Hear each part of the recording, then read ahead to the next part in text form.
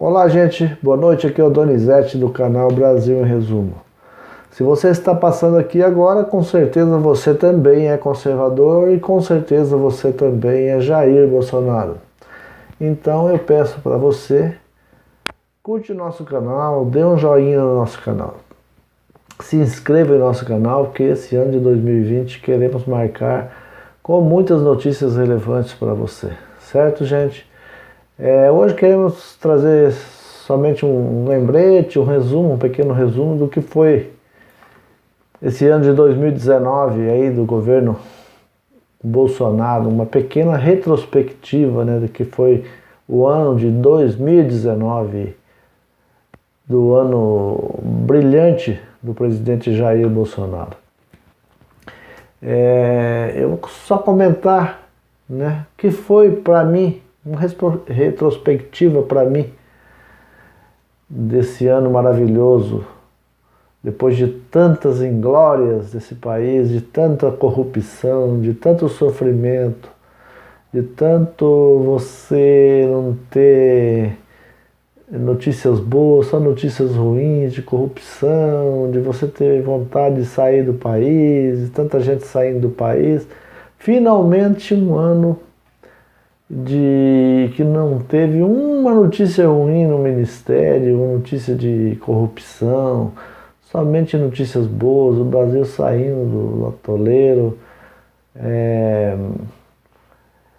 desmistificando, né, aquele negócio que o Brasil não ia dar certo. O Brasil vai dar certo, com o presidente Jair Bolsonaro já está dando certo, temos uma equipe maravilhosa de governo, e o presidente Jair Bolsonaro à frente é uma esperança nova, é uma esperança para esse país, gente, especialmente para a classe trabalhadora, especialmente para a classe mais pobre, que com certeza pegou um governo sucateado, um governo que acabou com esse país, esse governo petista que acabaram com esse país.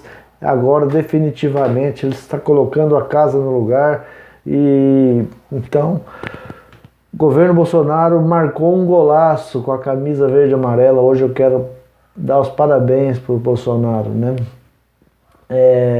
Ainda guardo na memória, gente, o dia 28 de outubro de 2018. Quem não guarda, né? Quando saiu o resultado oficial pelo TSE, dando a eleição para presidente Jair Messias Bolsonaro. Quem não se lembra daquela noite maravilhosa? Este que durante a campanha foi duramente atacado por fake news, inverdades, mentiras e ainda por cima sofreu um atentado covarde lá em Minas Gerais. Um atentado contra a sua vida, que ele veio se salvar apenas por um milagre de Deus. Tamanha a gravidade do ferimento. Ainda antes da campanha presidencial, Jair Bolsonaro já resistia contra a grande imprensa. Protagonizou heróicos embates públicos contra os lobos travestidos de cordeiros, estes da Rede Globo, Folha de São Paulo, Jovem Pan, Band e outros grandes veículos de comunicação desse país. Estas hienas da imprensa que já profetizavam se em caso de vitória do Messias, nosso Messias Bolsonaro, seria o fechamento total das torneiras.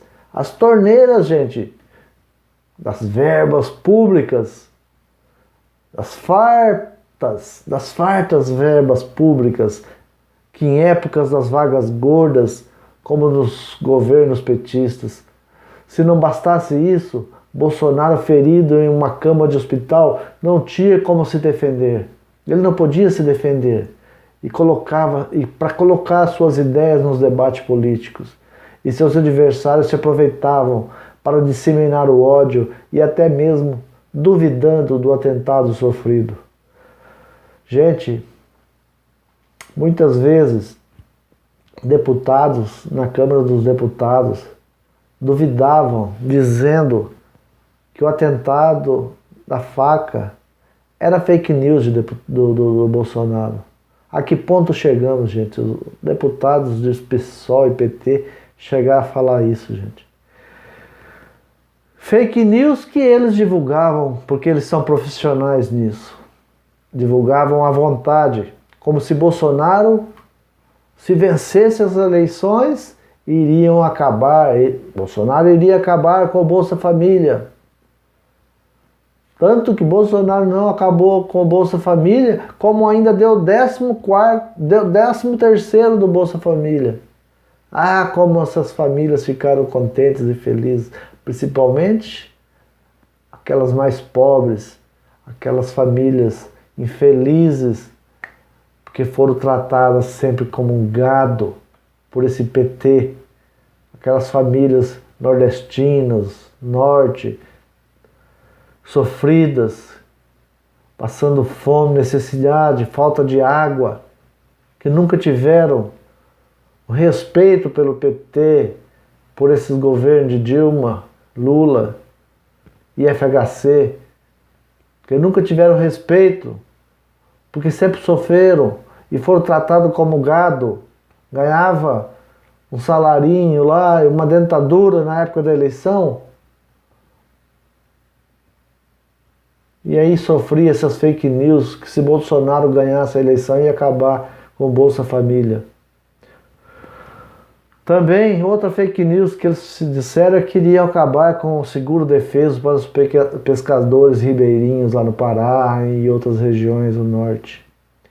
Gente, Bolsonaro perdeu as eleições no Pará e tudo indica que a perda da eleição no Pará foi por causa disso, gente.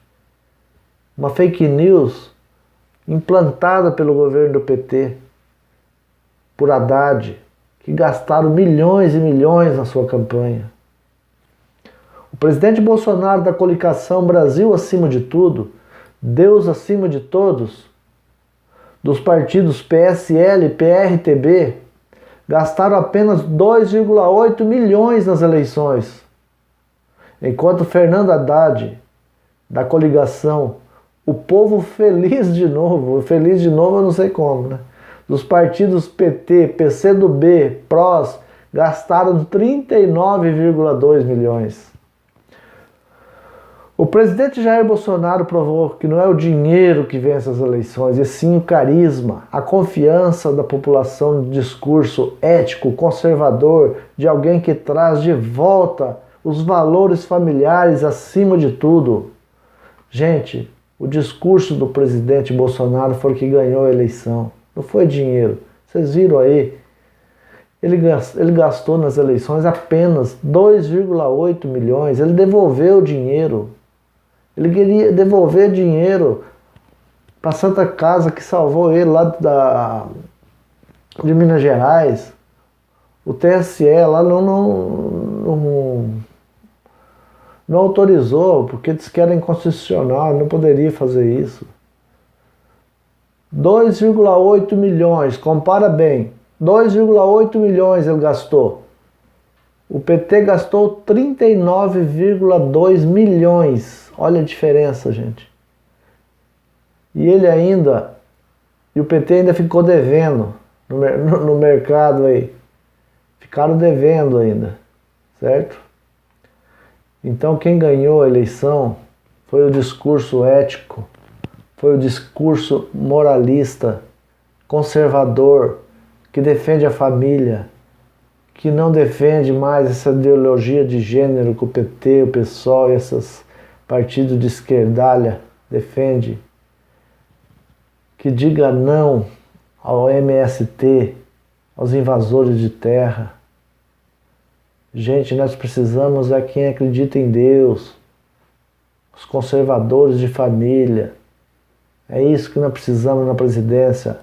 É um presidente igual a Bolsonaro, a primeira-dama igual a Michele. Primeira-dama que trabalha em prol da família, em prol dos deficientes. Nunca, jamais tivemos uma primeira-dama igual essa, gente. É a primeira vez que estamos verificando uma primeira-dama dessa maneira, que trabalha em prol da população. Gente, aí começou janeiro, o presidente Bolsonaro assumiu. assumiu o mês de janeiro de 2019 e o mundo político explodiu. Está todo mundo de cabelo em pé, aguardando como vai ser a distribuição dos ministérios. Afinal de contas, a Dilma e o Lula tinham 30 e tantos ministérios. Bolsonaro acabou com a série, inúmeros ministérios.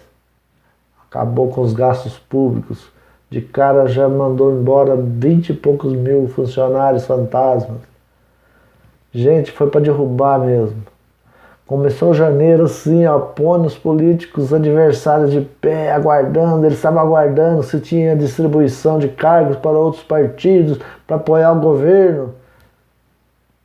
Mas os paradigmas foram quebrados, gente. Não houve distribuição de ministérios. O Bolsonaro, junto com sua equipe, chamou para seus cargos de ministério somente pessoas técnicas, não chamou amiguinhos, não chamou membros de partido, quem ajudou ele em campanha política. Chamou pessoas técnicas em cada um na sua área, pessoa altamente produtiva. Gente, e ele disse para cada um desses ministros: vocês têm total liberdade para nomear todos os cargos de primeiro, segundo e terceiro escalão, sem critério político, sem critério de cargo político, sem medo, gente, de ter que agradar A, B ou C. Primeira vez que um presidente da República faz isso. Nós nunca vimos isso, nós só vimos, era troca, PMDB, apoiava PT, era uma vergonha nacional. Nunca nós vimos um presidente fazer isso. O PT dava cargo para o MDB, que dava para o PSOL, que dava para o PP, e aí começava a corrupção. Todo mundo envolvido em corrupção, gente. Um apoiando o outro. Todo mundo recebia dinheiro público, todo mundo roubava. Era um conluio de roubo, de político, todo mundo roubando e um ajudando o outro. Acabou. Bolsonaro nunca teve, em 27 anos de Câmara, nunca teve envolvimento em roubo, envolvimento em corrupção. Nunca. Muitos partidos de olho. Ele estava de olho na fatia para apoiar o governo. Afinal, sempre foi assim. Os governos corruptos, petistas, os PMDBistas, os MDBistas, os pissolistas, bicicletistas, mas Jair Bolsonaro mais uma vez derrubou todos os paradigmas. Gente, os articuladores políticos foram escolhendo nomes e mais nomes para os ministérios, altamente técnicos, começando com Paulo Guedes na economia, que mesmo antes de Jair Bolsonaro assumir, ele já estava lá com a equipe do Temer, montando a sua equipe e recebendo já toda a equipe do Temer para ver como que estava a economia, a que pé estava a situação. E ali ele já começava a pensar como seria a reforma da Previdência. E ainda sugeriu que cada ministro tivesse total liberdade para montar a sua equipe, gente. Ei, presidente, hein? Que coisa maravilhosa, rapaz. Eu nunca vi um presidente desse jeito. Foram muitas resistências no Congresso e no Senado. Senado da República, rapaz. Senado, tiraram o Renan de presidência, colocaram Alcolumbre. A gente achou que ia ser mil maravilhas. Alcolumbre agora vai assumir no lugar do Renan. Mas parece que tudo virou uma piada. Vários pedidos de CPI da Lava Toga e o Alcolumbre engavetando. Então parece que tudo também no Senado está como está. O Maia, presidente do Congresso, também não é confiável. o presidente tem que ir lavando, levando como está, porque também não é confiável. Então, não é fácil trabalhar com o Congresso e o Senado quando você tem esse tipo de presidente na mesa do Congresso e do Senado. O Columbre e Maia, dois homens a quem você não pode confiar. Muitos dos candidatos, gente, que se elegeram batendo no peito que era Bolsonaro até o fim da guerra, não resistiram à primeira luta e já entregaram as armas. Muitas mentiras vieram à tona, interesses por cargos, dinheiro do fundo partidário, tudo isso mostrou realmente quem está ao lado do capitão Jair Bolsonaro. Jorge Haussmann, o Frota, Bebiano e tantos outros. PSL pela metade caiu quando o presidente pediu transparência no PSL com dinheiro do fundo partidário, a casa caiu. Ele sabia que o fundo partidário ia acabar respingando nele. Ele falou, eu não quero que nada respingue em mim. Uma reunião que teve lá só teve xingamento contra o presidente da República, mas teve um deputado lá do Rio de Janeiro, que é fiel, Jair Messias Bolsonaro, gravou as conversas. E até mesmo o deputado Francisquini aqui do Paraná, xingando o presidente Jair Messias Bolsonaro. Aí você vê o quanto são traíras e eles trabalham somente por dinheiro mesmo, através de fundo eleitoral. Sendo que o presidente da República, o nosso presidente Jair Bolsonaro, nunca trabalhou por dinheiro de fundo partidário. Agora está montando um novo partido, o Aliança pelo Brasil, vai ter que aprovar pela Constituição o fundo partidário de 2.600.000 para os outros partidos, e o Aliança Brasil não vai ter direito nem para as eleições municipais, nem para as eleições presidenciais de 2022. Ele não vai ter direito. Então você vê quanto ele saiu do partido do PSL, montando o partido dele.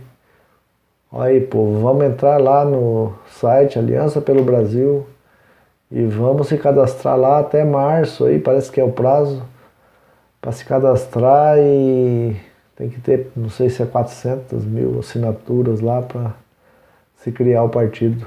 Mas parece que vai ser fácil, já tem mais de 100.000 assinaturas e não vai ser muito difícil não, porque tem muita gente já querendo montar o partido dos municípios, né, para as eleições municipais que vão ser agora no próximo ano. E aí veio, se concretizou, né, gente, a reforma da Previdência com nosso excelentíssimo Paulo Guedes. Reforma da Previdência que anos após anos nenhum governo conseguia pôr em prática. Mas o nosso Paulo Guedes enfrentou fortes batalhas na Câmara dos Deputados e no Senado. Foram fortes batalhas enfrentando os petistas, os pissolistas. Não foi fácil enfrentar. Até quase brigas e tapas saíram na Câmara dos Deputados, onde o filho do José Dirceu chamou ele de tchutchuca. E ele saiu da Câmara escoltado pelos partidos que apoiavam Paulo Guedes e apoiavam a reforma da Previdência. O povo saiu nas ruas, gente, apoiando a reforma da Previdência como ela era. E se ela não foi aprovada 100% como ela era, foi por causa dos deputados petistas, pissolistas, ainda que entraram com algumas ações e tiraram a UDEM, esses pessoal de centro aí. tiraram um pouquinho mais de dinheiro que o Paulo Guedes achava que ia arrecadar mais nos próximos 10 anos com a Previdência. Mas ele acha que em torno de 90% ele conseguiu passar do que ele queria. Então foi muito bom, tudo aquilo que ele queria, ele conseguiu praticamente chegar a bom senso. Parabéns, Paulo Guedes, pelo excelente trabalho que está fazendo à frente do Ministério da Fazenda. Na infraestrutura, o ministro Tarcísio trabalha incansavelmente, gente.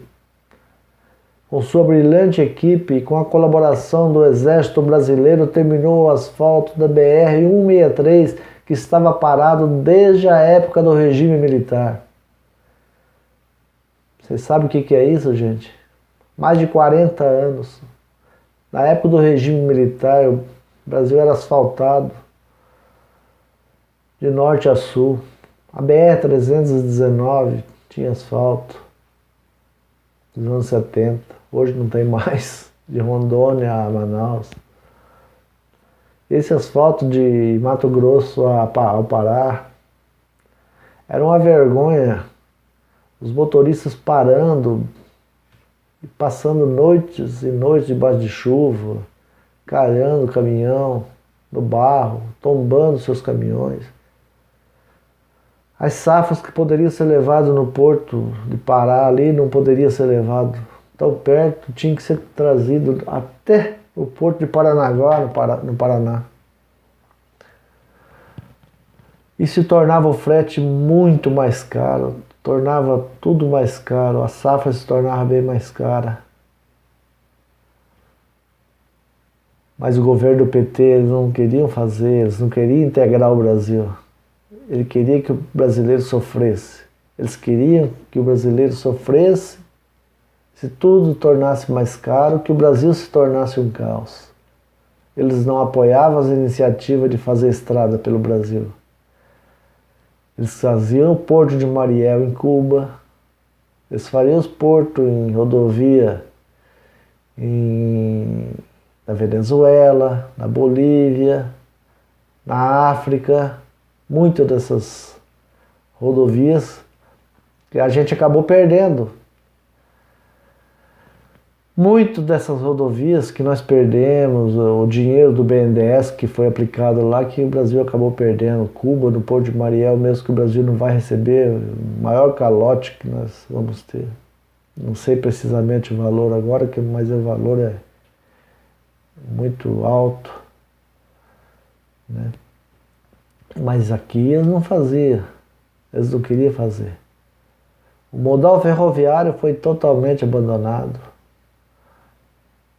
Pequenas partes que tinha estavam totalmente abandonadas. Hoje já está saindo ali em Goiás, ali saindo ferrovia norte, sul, que vai tornar escoar a produção com um custo imensuravelmente muito mais barato.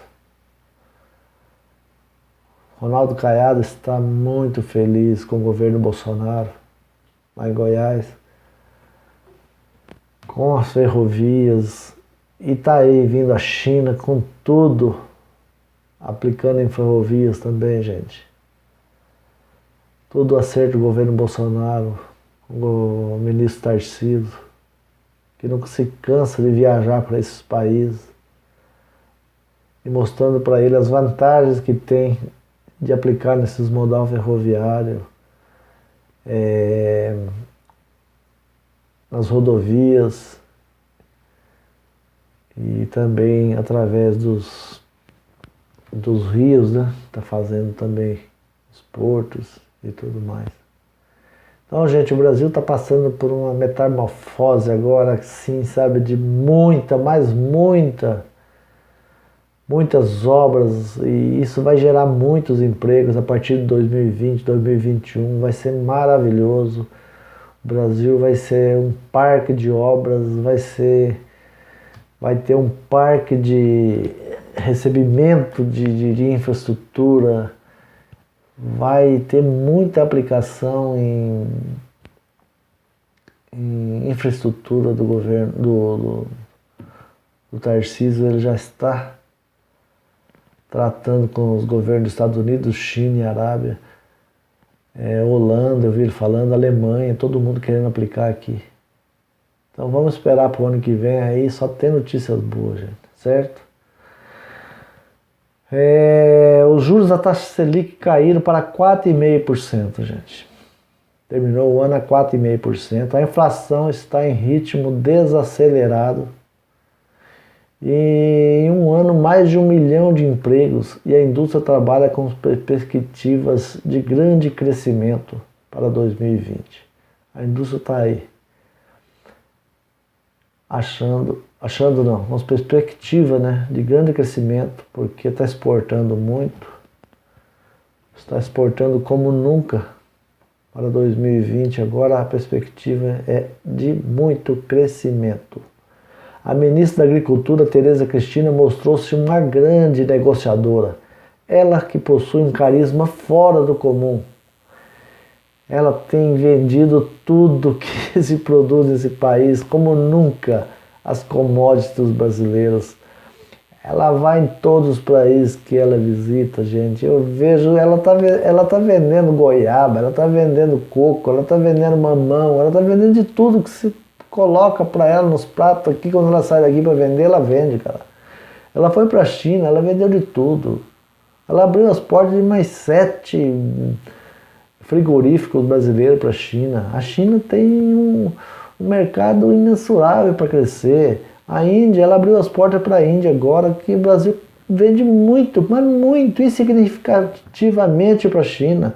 Ela abriu as portas agora para a Índia e o Brasil está indo para lá agora. Todo ano o governo da China convida um presidente, uma pessoa, para visitar o país lá num determinado parte do ano lá, e agora convidou, essa pessoa que vai ser convidada agora é o Bolsonaro. É uma celebridade, sabe, do mundo. E o governo da China chamou o presidente Bolsonaro para representar essa celebridade do ano. Chamou o Bolsonaro, que ele quer conversar com o Bolsonaro, ele quer comprar muita coisa do Brasil. A Índia tem muito dinheiro, cresce assustadoramente a todo vapor, cresce em dinheiro e cresce muito no número de população, gente. Então a Índia é um país parceiro, o Brasil vai ganhar muito com eles, e a Tereza Cristina está chegando junto para vender muito para eles. E nós vamos vender muita commodities brasileira, porque o Brasil tem muito onde crescer. Somente 7% do nosso território é usado para produzir as commodities brasileiras, certo? A agricultura, né? A agropecuária brasileira. Então tem muito onde crescer ainda, certo?